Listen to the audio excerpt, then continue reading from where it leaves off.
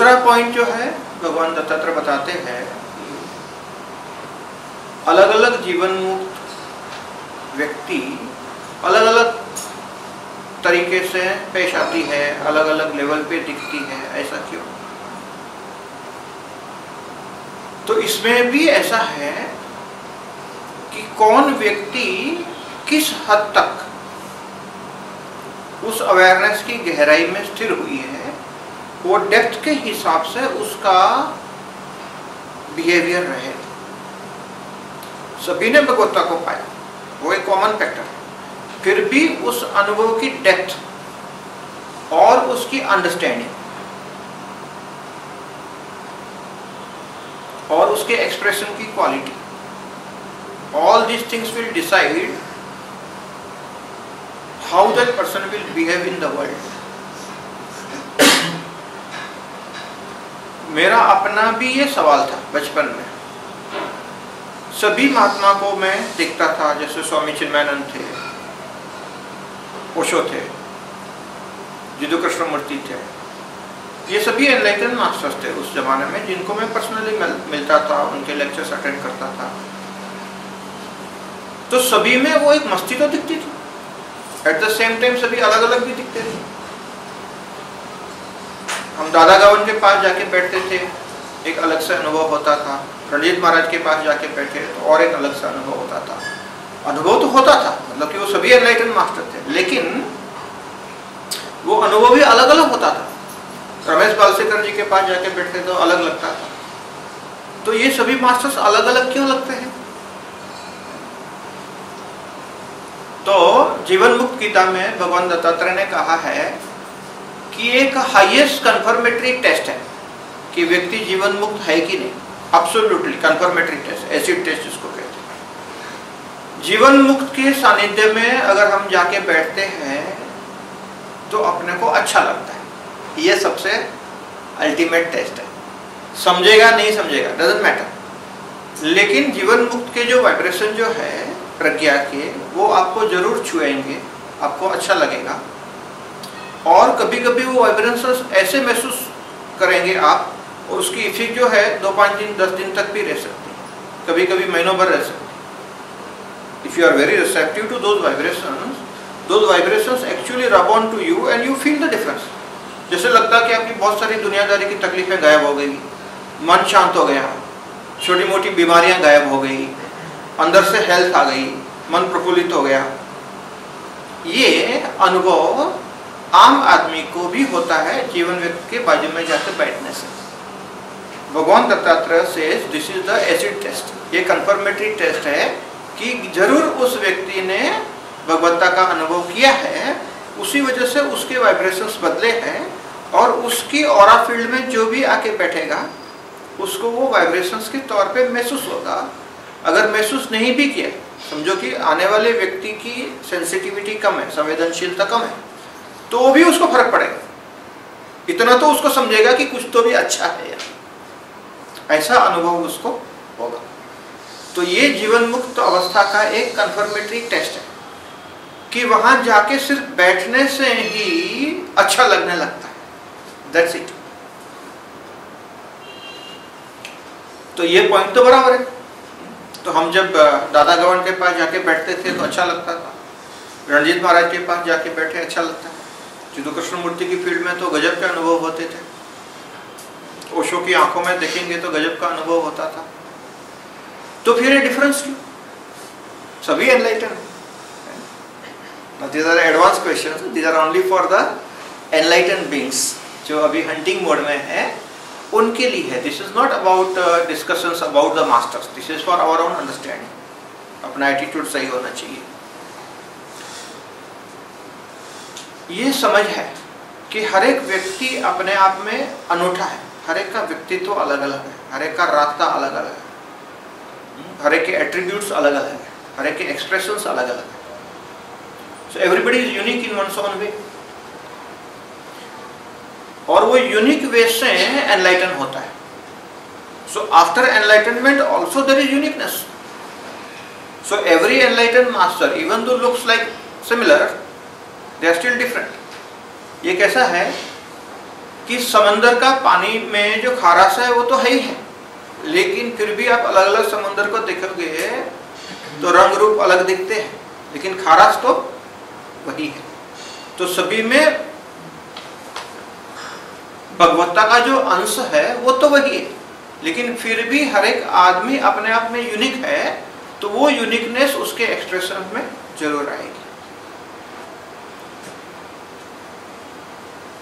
और वो जो मेजर जो डिफरेंस दिखता है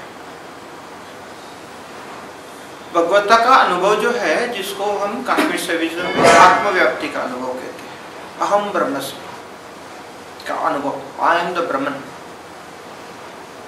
ये जो अनुभव जिसको हुआ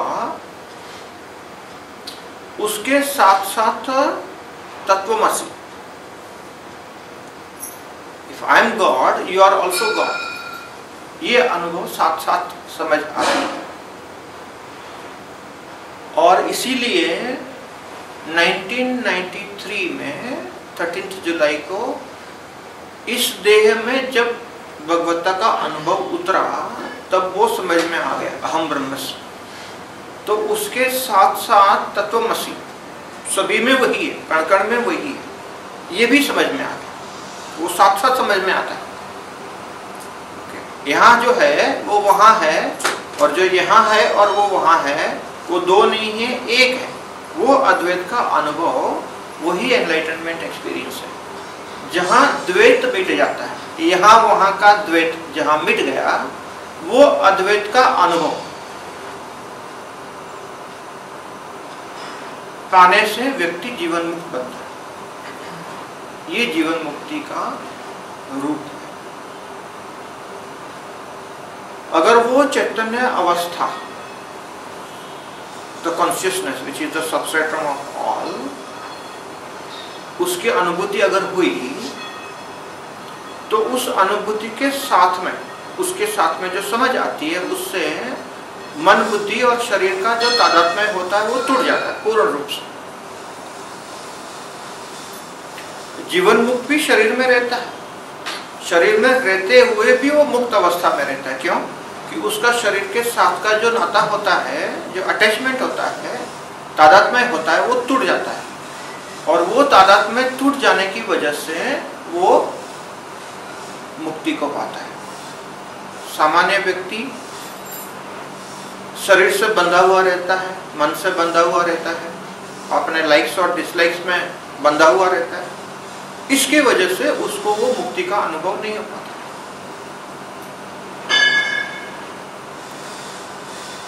तो जिसने भी जाना, जिसने भी भगवत्ता के चरण चुने, जिसको भी भगवत्ता की अनुभूति हुई, वो सभी ही एनलाइटन मास्टर्स हैं। लेकिन फिर भी सभी में डिफरेंस दिखता है। ये क्यों? तो ये जो गहराई वाली बात है उसको अभी हम समझेंगे आगे, कि सब कुछ सरीखा भी है, कुछ डिफरेंस भी है। तो डिफरेंस ऐसा है कि हर एक मास्टर की प्रज्ञा का विकास हो जाता है, बियॉन्ड सर्टेन लिमिट एक्सप्लोजन हो जाता है, शरीर मन के ढांचे का तादात्म्य टूट जाता है, वहाँ आत्मव्याप्ति का अनुभव होता है। लेकिन आत्मव्याप्ति से शिव व्याप्ति तक का रास्ता है वो काफी लंबा। From enlightenment to complete liberation there is a long route. All different masters that we see are at a different point on that journey, and at which point that master is will define the uniqueness of that master.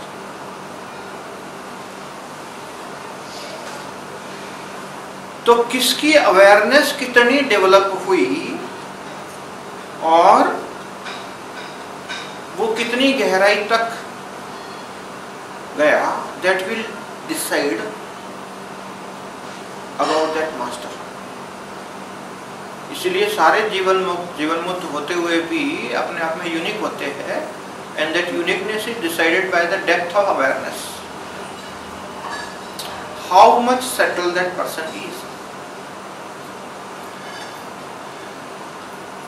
जैसे बहुत सारे व्यक्तियों को जब भगवत्ता का अनुभव होता है, 100 में से 99 तो चुप हो जाते हैं, क्योंकि वो विराट का जो अनुभव है वो इतना ओवर पावरिंग होता है व्यक्ति को कि बोलती बंद हो जाती है, वो सुनने मनस्क हो जाता है, उसका बोलना बंद हो जाता है, चुप हो जाता है, वो गूंगे का गुड़ जो खाए वो जाने, ऐसी अवस्था होती है उसकी। जिसकी प्रज्ञा और भी विकसित हो गई और वो अनुभव युक्त समझ में स्थिर हुआ, एक्सपीरियंशियल अंडरस्टैंडिंग में स्थिर हो गया, उसको एक्सप्रेशन आता है। तो 100 में से एकाधा ऐसा व्यक्ति होगा जिसको एक्सप्रेशन आता है, वो नीचे उतर आता है जो लोगों से बात करता है। तो जो जितना ज्यादा गहराई में गया, जितना ज्यादा स्थिर हुआ, वो ही बाहर आ सकेगा, लोगों से बात कर सकेगा।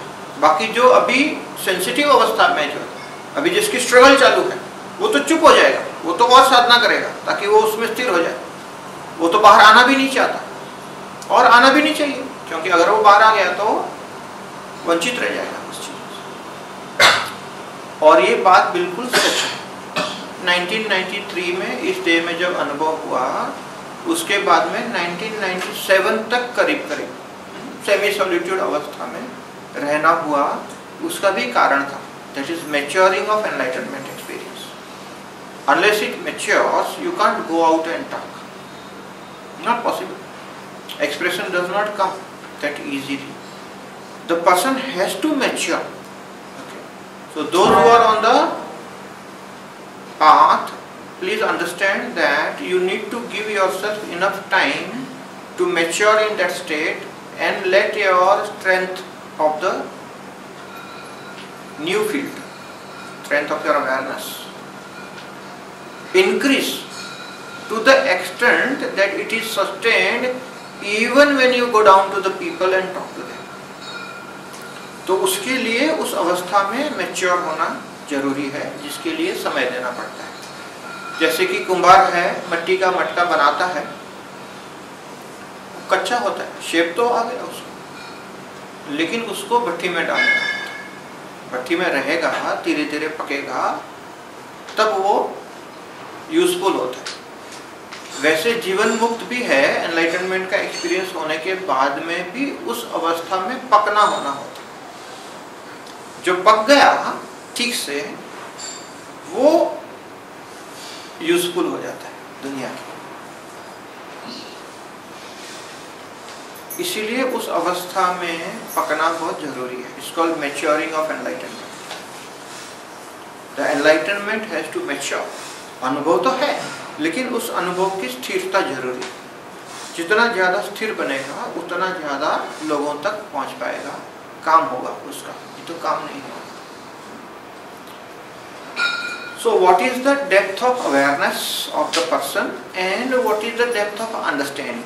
These two things will decide on which point of the journey that जीवन मुक्ता is, from आत्मव्याप्ति to शिव व्याप्ति। कौन से पॉइंट पे है वो डिसाइड करेगा।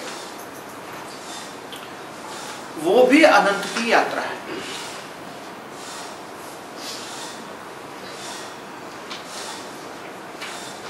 As you go on getting deeper and deeper into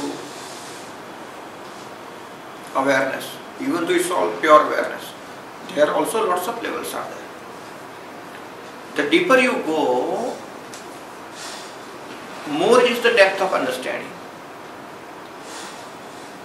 And that experiential understanding is sustainable, not the experience of enlightenment. The experience has to be discarded. If the experience is not discarded, it becomes the memory, and that memory becomes the obstruction in your further journey.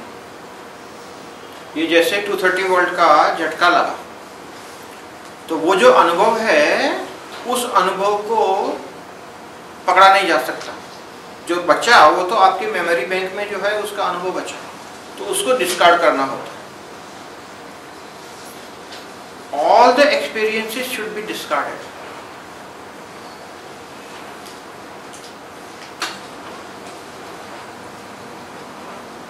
Once all the experiences are discarded, including the experiences of spiritual nature, even the experience of enlightenment,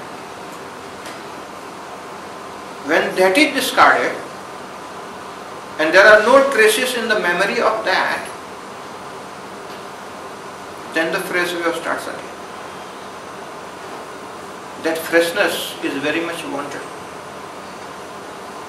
That's the blessing of life. Otherwise you are stuck with the memory.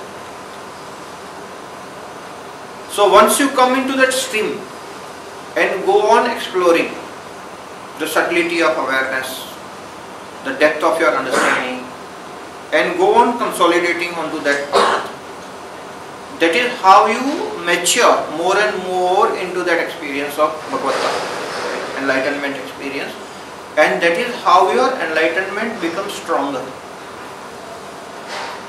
Then you will not be ruffled by a few things here and there. Initially when you get enlightened, it's like a very delicate state. Sometimes it is there, sometimes not there. जैसे हवा का झोंका आया, दीपक बुझ गया, ये होता है शुरू में, क्योंकि वो बड़ी नाजुक अवस्था होती है। लेकिन जैसे आप ज़्यादा से ज़्यादा ध्यान के अवस्था में बैठते हैं, वो एक स्टेट जो है वो स्ट्रॉन्गर होते जाता है। उसके बाद में उतना जल्दी विचलित नहीं होता है, बिकॉज आपकी जो फील्ड स्ट्रेंथ है उसको बढ़ाना होता है। After the enlightenment, the job of the seeker, the master, is to go on increasing the field strength of your enlightenment. And there are many ways to do that. But it all depends on you, what suits you. Every person is unique. One of the way to increase your field strength is to reach out to people. Talk to them. Face them. As you face, you build your muscles. That's how your field strength goes on increasing. Then you expose yourself to different situations. Check it out that you are not ruffled in different situations, challenging situations, odd situations, unknown situations. That's how you go on increasing your field strength.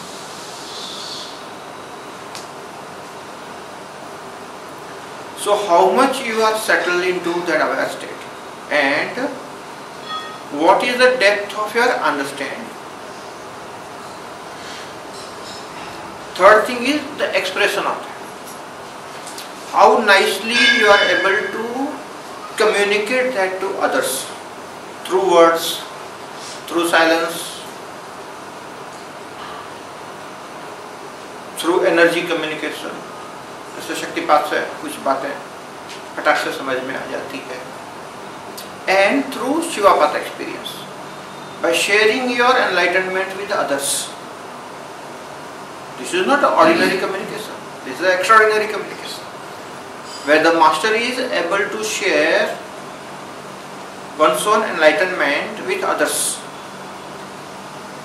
Even though it's a technically wrong statement, when you say one's own enlightenment, there is nothing like that owning that enlightenment, because there is nobody to own that, nobody to claim that. ऐसा कहते हैं कि जब ये enlightenment होती है तो enlighten होने वाला वहाँ कोई बचता नहीं है. अगर बच्चा है तो वो एनलाइटनमेंट नहीं है. So enlightenment happens, there is nobody to get enlightened. When the ego is annihilated completely, what remains is enlightenment. वो जिस देह में हुआ उस व्यक्ति को जीवन मुक्त कहते हैं. ये जीवन मुक्ति की अवस्था है, और इसमें जितनी गहराई में जाएंगे उतना ज्यादा मैच्योरिटी आता है. That is why the master certified.